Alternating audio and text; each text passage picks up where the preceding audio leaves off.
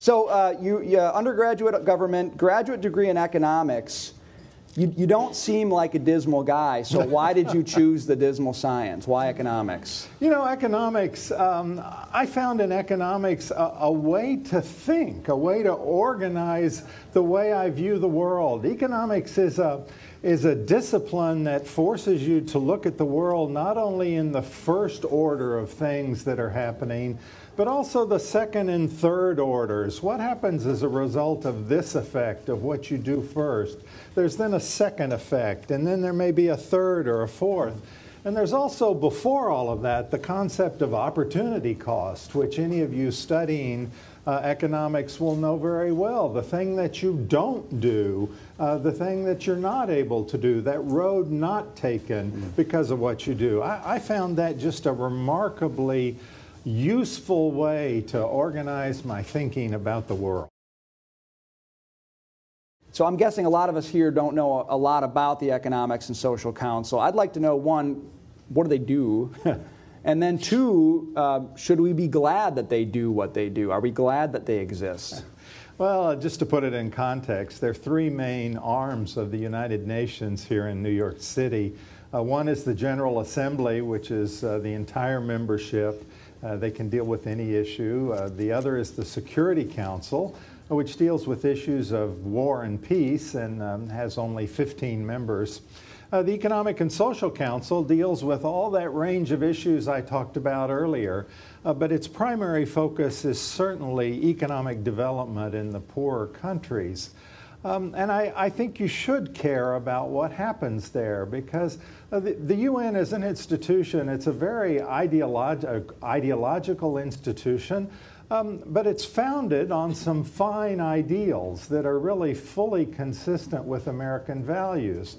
Now, in practice, and as it's implemented in that big building over just north of 42nd Street on the East River, sometimes the implementation doesn't live up to those ideals and the values that we hold so dear. And it's really important that we as Americans try our very best to make sure that an organization like the UN live up to those ideals, because otherwise it can become a force not for good in the world, but can become a force for evil.